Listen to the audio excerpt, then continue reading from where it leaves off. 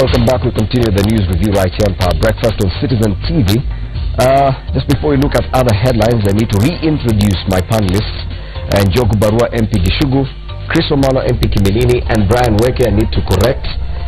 He is no longer the CEO of IED. He is a governance expert and also a political consultant. Yes. Good. Yes.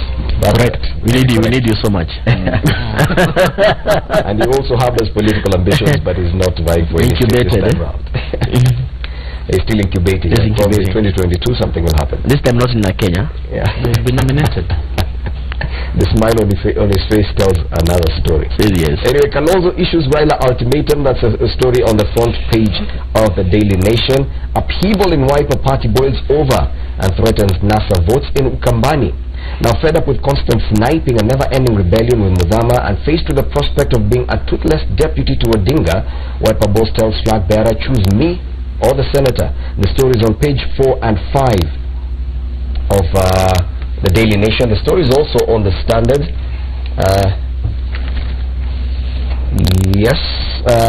Inside pages of the Standard. Also on the front page of the Standard, it's me or Muthama, Raila told.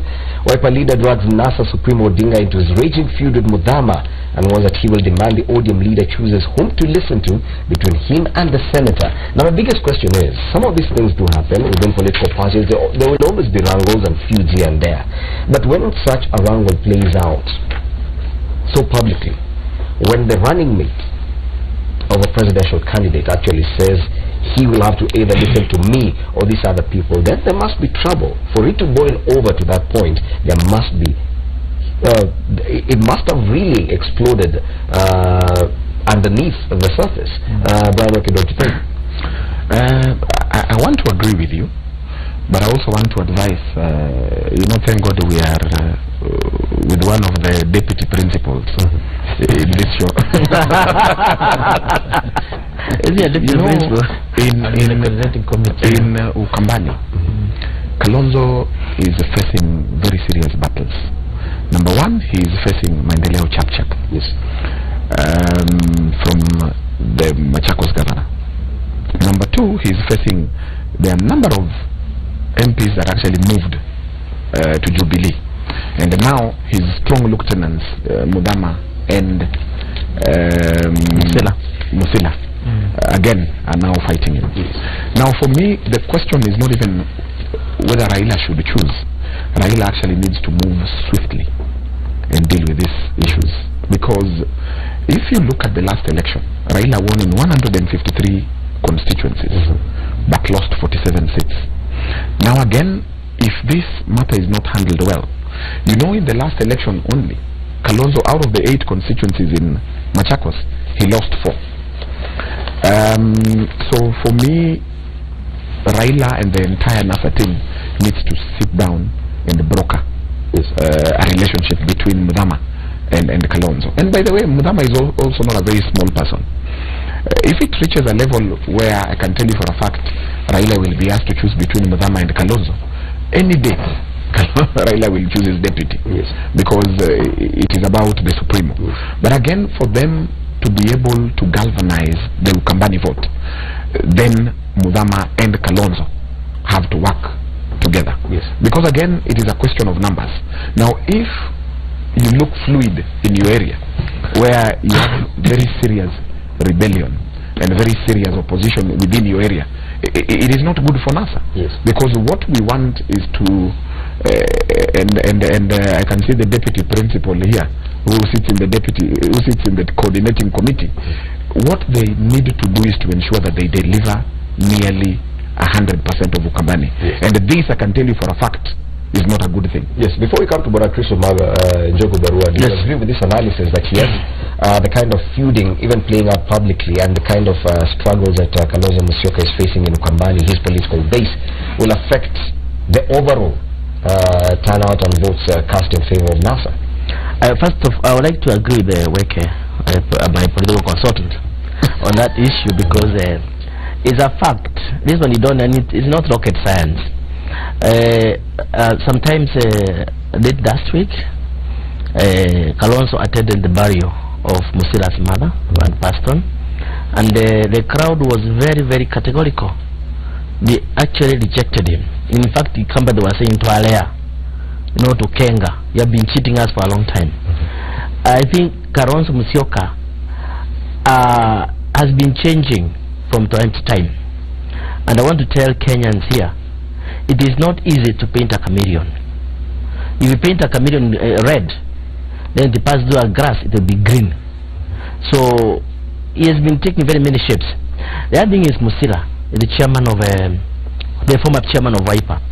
He felt cheated because the nomination process here was not straightforward. And I think what Kalonzo wanted to do with Musila and Muthama is to actually liberate himself from those two people who have made him what he is. So he wanted to actually get rid of the kingmakers, because now he has gone one step up, he is right as running mate. This one has backfired on him.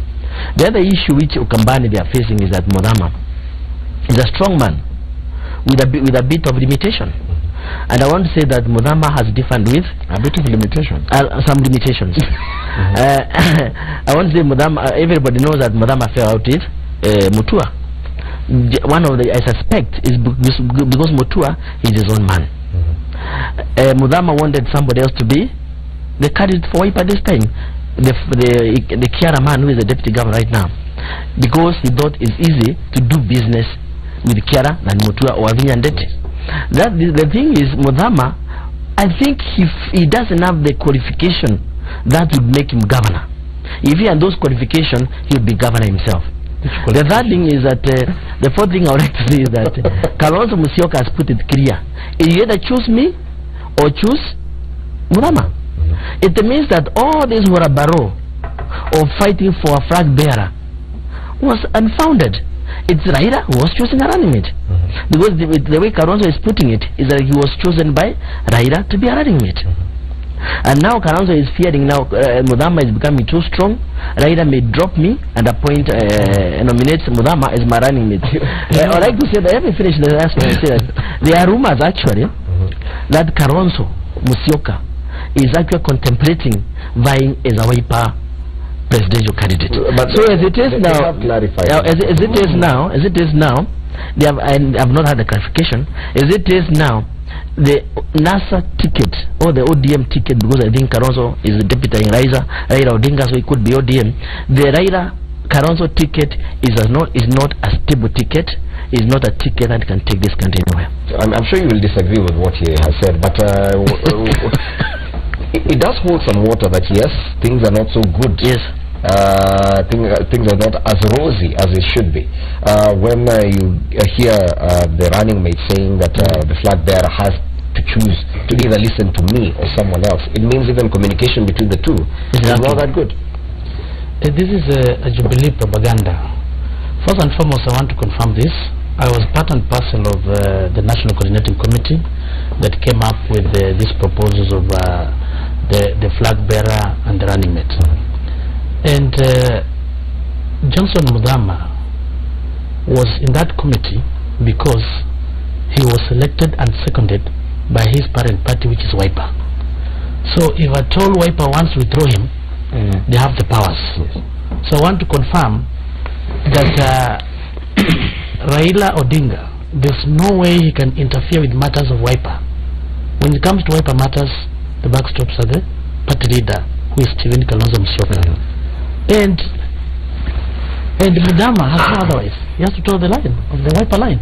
So there's no way you can come and say that Raila Amolo Odinga will hear from Muthama at the expense of Stephen Kalonzo. Why do you think Kalonzo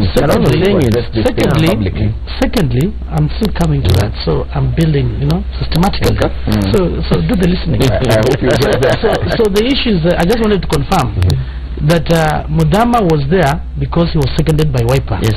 And Wiper can decide to withdraw him. And there's no way Raila, because we have an organizational structure. Under the Political Parties Act, where there is a provision for mergers and coalition coming together, it has been deposited at the register of political parties. So there's no way, even if Raila becomes if Raila becomes the president, which we are very sure is going to be, there's no way he's going to work outside that MOU. It has been deposited, it has been agreed, and everything that Raila is going to, the decision is going to make, it has to be in consultation with all the 5 principles. Yes. So there's no way you can come and claim that it's going to be the deputy president who is going to be a toothless. That one cannot arise at all. Okay. Secondly, what is happening to Muthama? Muthama is my very good friend. I'm happy. I like him. But what Professor said, that he does not qualify to become a governor. He has all the qualities. Maybe on the issue of the degree, but if he wants, he can be a graduate. If someone can get a degree, Muthama obviously, I think with time, he can also get a degree. But you agree doesn't qualify? No.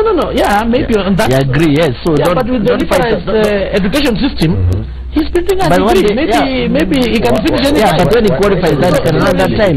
Yeah, matter at this point. Yeah, absolutely. So I'm just trying to say what Honorable Professor was saying. It is actually misleading. Yeah, if he wants to be, people are going to school and are getting degrees. So there's no big deal. I know Muthama is a sharp guy. I've interacted with him. If in the issue of a degree he wants, he can go back to school and he can get a degree. That's not a big deal. But as far as NASA is concerned, I think in this case, whatever is here, we're seeing here is just difference in terms of opinion, which is allowed. We know very well that Stephen Kalonzo has been consolidating Ukambani. He has brought Ngilu on board. Ngilu is somebody you can also not ignore. He has brought Professor Kibwana on board. Wavinya Ndeti is on board. So in the process of consolidation and bring these people together, maybe others are not happy. We've seen Muthama coming out in the public saying he can't work with Wavinya Ndeti. So that means there's just personal difference that is there. But to me, my humble request to Muthama, first I listened to him at Musila's mother's burial, and it was very unfortunate. Some of the things that he said, if he has those differences with his party leader, it's good to iron them out, but not to come in the public and say so and so. He has refused. We are told he doesn't want to run for the Senate of Machakos. He also told Muthama's wife that is contesting for woman rep in Machakos on a Jubilee ticket. These are issues which are emerging, and we are trying to see, does it have anything to do with him maybe refusing? He doesn't want to contest for the Senate seat. Maybe, you know, you cannot run. Even the public will say, how can your wife run for woman rep and also come and run for the Senate? Maybe that's the reason why he decided not to contest. So the issue is, as far as I'm concerned, there's maybe a difference in terms of their opinion, how the nominations were done. But when you look at Wiper, they have clear structures. You know, they had the nomination board which was there. So if at all the elections were not free and fair, there's a dispute resolution mechanism. Then from there, you can as well go to the political parties tribunal. My question is, because this is a ticket. This is one ticket. We have the presidential candidate and his running mate.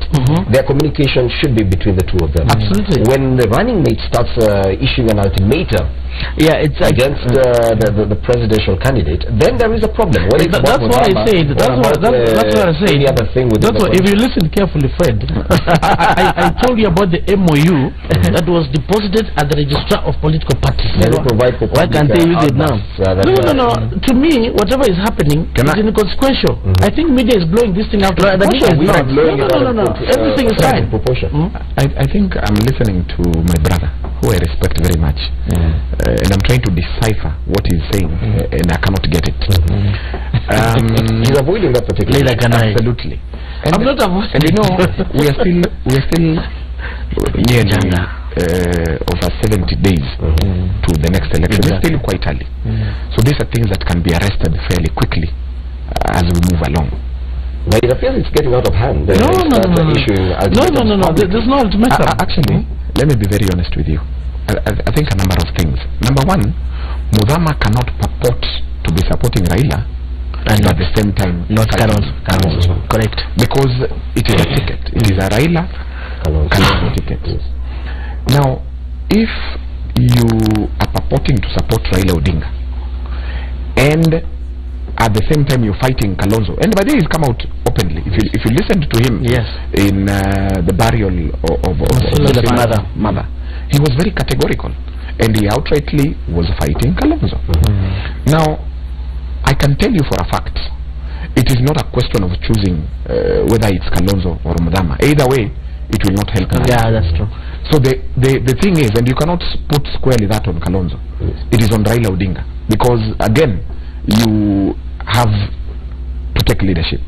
And at this particular time, if there are irreconcilable differences between Kalonzo and Muthama, Raila actually needs to sit down. And the entire team not choose broker relationship. Because again, it's not a question of choosing Kalonzo or Muthama. Because either way, it is a dangerous affair. Now, the problem for Muthama, and let's be very honest, I can see people beating around the bush. Muthama is extremely popular in Machakos. Actually, if Muthama went for governor, it would be a walkover. He would win at 6 a.m. But the biggest problem that he has is that he does not qualify to be governor, to run for governor. Not to be governor, to run for governor. He might qualify to be governor, but he does not qualify to run for governor as provided for in the law. Are we together? And that is where the problem is coming in. Now, he was supporting Kiala for the position of governor. Now, Kiala cannot resonate with the people. Even if you are to go for nomination 10 times without even aided, he cannot beat. And Kiala himself has told the line. He said, look here, we had differences, I have accepted, I will work with the current what's his name? And by the way, this has to be dealt with, because again, Raila needs numbers. If Raila wins presidency without numbers, he will be a lame duck president. And this is not an issue of Raila Odinga only. This is an issue of all the principals within NASA. I'm calling upon the deputy. This is the deputy. These are the deputy principals. Not deputy. You need the likes of Akina Wetangula, Mudavadi, and all the principals to just say, this is a minor issue. It's about grandstanding. It's about personality. It's about really showing my worth. This will not help. I think within Jubilee there must be issues sometimes between the president and his deputy, but they never play out in public the way it's happening in NASA. Yeah, I think I would like to I'm going to comment on that, but before I get there, I'd like to say that categorically Kalonzo stated in that function did not arrive at that decision based on what was discussed by that selection committee. He's even mentioned names. It is not what that was discussed by Kinanyenze, Muthama, and the others. It is actually out of their deliberations, the two of them, between Raila and Kalonzo, not the work of the committee that was appointed through that particular activity. So what it means, it interprets here, is that this is a consensual agreement between Raila and Kalonzo, whereby Raila asked Kalonzo, do you accept me my deputy? Then Kalonzo said yes, and that's the ticket we have. Now when you look at NASA, NASA has got three principles in my own view. Because Raila Odinga is surely a principal. Kalonzo is a principal. Mudavadi is called Musalia Mudavadi. Wycliffe Musalia Mudavadi came into the confusion and replaced Wetangula completely. The other one, Isaac Ruto, is just here for regional balance. So the people who can really talk to serious principles of NASA is Raila Odinga, Kalonzo Musyoka, and Moses Wycliffe Musalia Mudavadi. In terms of Jubilee, we don't have any pronounced differences between. But the principle understood that when you're working together, even in politics, there must be some disagreements here. Yeah, I'm saying that's why they are not. But the only difference is they do not play out in public as far as the Jubilee. That's what I'm saying, they are not pronounced. But when it comes to NASA, it is playing out in public. The running mate is demanding that the flag bearer does this. Choose between this and that's what I'm saying. That's what I'm saying. As far as I'm concerned, NASA ticket is not sustainable, but the Jubilee ticket is proven to work. William Ruto submits himself the president. Okay. Now the issue is, my brother here is a professor. I expect him to have known what is provided for in the Political Parties Act. If you want to know the arrangement in NASA, you simply go look at the MOU. And in the MOU, it's very clear we have 5 principles. So this narrative of Jubilee coming to say that we have 2 principles. There are 3 principles. I said there are 3. Yeah, which is wrong. The document is there, which is a legal document. You simply go to the register of political parties. Then you'll be able to see how this thing has been done. It's actually the 5 principals who are there. And like in their side of NASA, they only have 2 I'm principles. not in NASA, I'm in Jubilee. I mean in Jubilee, Yes. 2 principles. When it comes to the NASA side, there are 5 principles. You know, Honorable is frustrated. He lost the nominations, you know, in the Jubilee side. So you need to understand the background he's coming from. So if utterances things, maybe Jubilee can be able to maybe to contain him, give him something. No. Thinking. No. I want to personalize this. No. I want to confirm this. I want to confirm that in NASA, our presidential candidate is Raila Amolo Odinga, and they have a very close working relationship with Muthama. Muthama is not a deputy, with his deputy Stephen Kalonzo Musyoka. These are very intact. This is mutually inclusive. You cannot separate the two.